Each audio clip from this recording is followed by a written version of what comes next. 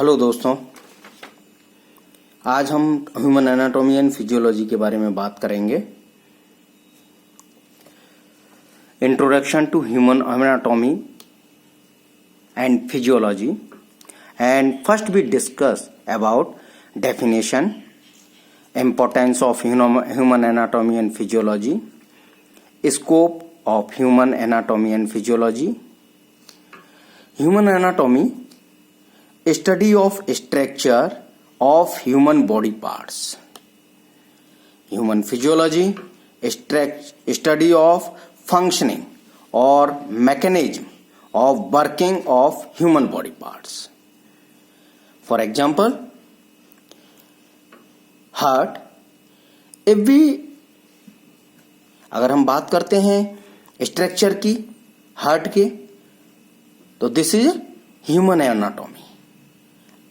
और अगर हम बात करते हैं हार्ट के फंक्शनिंग की, पंपिंग ऑफ ब्लड की, तो दिस इज ह्यूमन फिजियोलॉजी। और mechanism involve physiology of heart, mechanism involve in physiology of heart. अब हम बात करेंगे इंपॉर्टेंस की। Importance human anatomy and physiology. Human anatomy and physiology आपको क्यों पढ़ना चाहिए, क्यों पढ़ना चाहिए? तो हम बात करते हैं सेल, हम 4th स्टैंडर्ड से पढ़ रहे हैं और 12th स्टैंडर्ड तक हम पढ़ते हैं।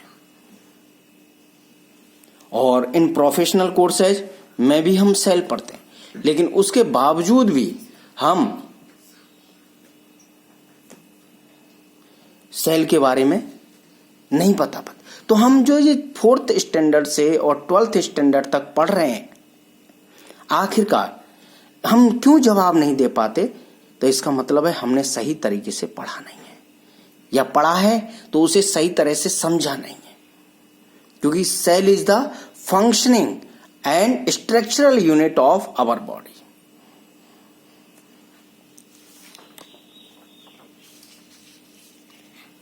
Normal structure and normal working. Knowledge of normal structure and normal working gives us power to diagnose. हमें क्या देती है? Power to diagnose. If we know normal structure and normal mechanism of functioning, then we diagnose abnormality. Then we diagnose abnormality. Example की बात करें, we all know that normal person has 2 eyes by observation. Normal person अगर 2 eyes हैं तो normal person है। अगर 1 आई है तो क्या हो गया? abnormal। तो power to diagnose. Human anatomy and physiology gives us power to diagnose. We know that, we take a next example. We know that a normal person has heart in left side, and this is by observation and examination. The heart in left side in a normal person, and heart in right or an other side abnormal person. So human anatomy physiology gives us power to diagnose. Gives us power to diagnose. Now we discuss about scope. Scope क्या scope है? Human anatomy and physiology का क्या scope है? Power to diagnose और diagnose abnormality. Diagnose abnormality, treatment of abnormality. एक बार जब आपको abnormality पता लग जाएगी तो आपको यह भी पता लग जाएगा कि उसे कैसे करेक्ट किया जा सकता है, उसका ट्रीटमेंट कैसे किया जाए, मैनेज कैसी की जाए, मैनेजमेंट। कुछ ऐसी डिजीज हैं, डिसऑर्डर्स हैं जिनको हम करेक्ट कर सकते हैं by management, and after knowledge of human anatomy and physiology we understand how abnormality takes place. हम मैकेनिज्म जान जाते हैं कि ये जो एबनॉर्मलिटी आई है वो कैसे आई है, किस तरह से ये अपीयर हुई है बॉडी में, व्हाट एबनॉर्मलिटी टेक्स प्लेस, और क्या एबनॉर्मलिटी आई है। Knowledge of factors which create और कॉजेज ऑफ नॉर्मलिटी, हम ये जान पाते हैं कि उस नॉर्मलिटी के पीछे जो एबनॉर्मलिटी आई है उसके पीछे क्या क्या फैक्टर्स हैं, क्या कॉजेज हैं उसके। Abnormality of one part of body affect whole human body. अगर आपकी बॉडी, एक्चुअली में बॉडी जो है वो कोऑर्डिनेशन में वर्क करती है, एक सिस्टम की तरह वर्क करती है, और सिस्टम का अगर एक पार्ट, एक चीज खराब हो जाए तो पूरे धीरे धीरे वो पूरे सिस्टम को अफेक्ट करती है, पूरे सिस्टम में उसकी एबनॉर्मलिटी दिखाई देने लगती है।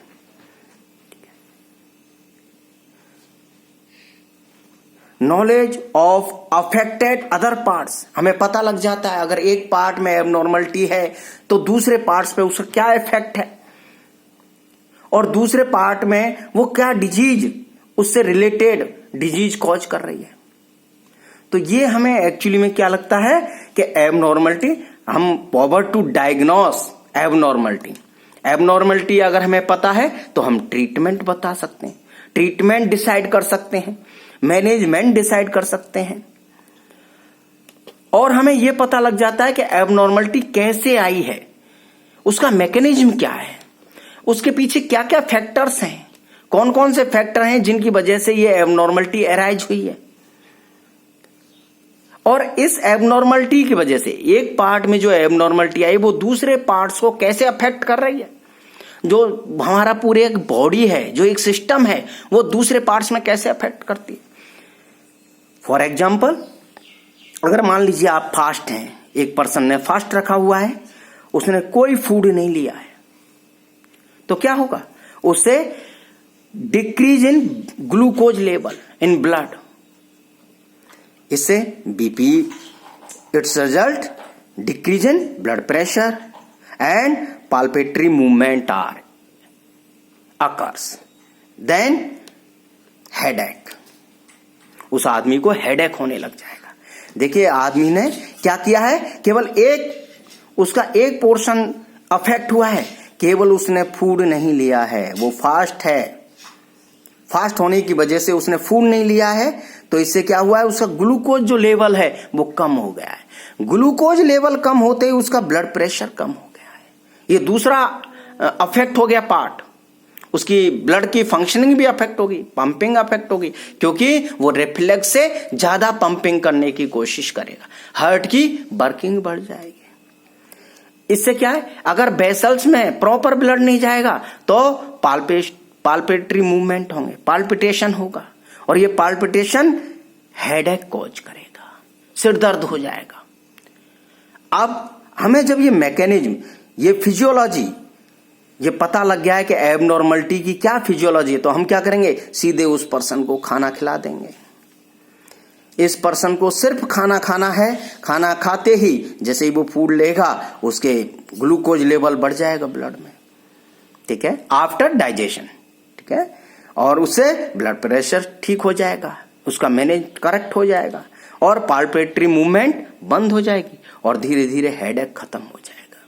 लेकिन हम करते क्या हैं, हम करते हैं सीधा, आदमी को हेडेक हुआ है, सीधे हम जाते हैं और कोई भी पेन किलर ले लेते हैं जो हेडेक को कम कर दे। लेकिन जो पर्सन है वो फास्ट पे ही है, जब तक उस ड्रग का इफेक्ट है तब तक वो क्या रहेगा, पर्सन को हेडेक क्या नहीं रहेगा। लेकिन जैसे ही उसका ड्रग का इफेक्ट खत्म हो जाएगा, क्या होगा, दोबारा से उसको हेडेक होने लग जाए। तो एक्चुअली में हमने करेक्ट फिजियोलॉजी नहीं समझी है। करेक्ट फिजियोलॉजी क्या है, अगर हम उसको पर्सन को फूड दे दें, उसको खाना खिला दें, तो क्या होगा, ग्लूकोज लेवल बढ़ जाएगा, ब्लड प्रेशर बढ़ जाएगा, पाल्पिटेटरी मूवमेंट खत्म हो जाएगी, और हेडेक खत्म हो जाएगा।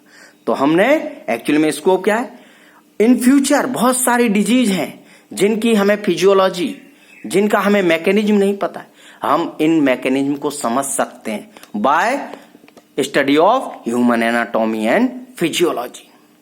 Human anatomy and physiology, because human anatomy and physiology gives us power to diagnose, power to check abnormality in our system and causes or factors which causes abnormality.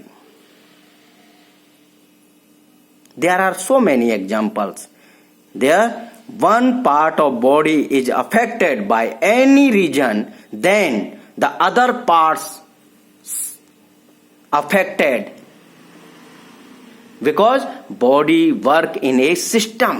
और सिस्टम का अगर एक बार, जैसे कहा जाता है एक गंदी मछली सारी मछलियों को खराब कर देती है, सारे तालाब को खराब कर देती है, वैसे ही एक बॉडी का पार्ट अगर खराबी आने लग जाए, उसकी मैकेनिज्म में, उसकी फिजियोलॉजी में, उसकी स्ट्रक्चर में किसी भी तरह की अगर खराबी आई है, तो वो दूसरे पार्ट्स को, दूसरे बॉडी सिस्टम्स को क्या करेगी, अफेक्ट करेगी और डिजीज कॉज करेगी. अगर आपको मेरी वीडियो अच्छी लगी हो या आपको समझ में आया हो तो लाइक करें और मेरे चैनल को सब्सक्राइब करें, जिससे आपको और सारी वीडियो मिल सकें. Thank you.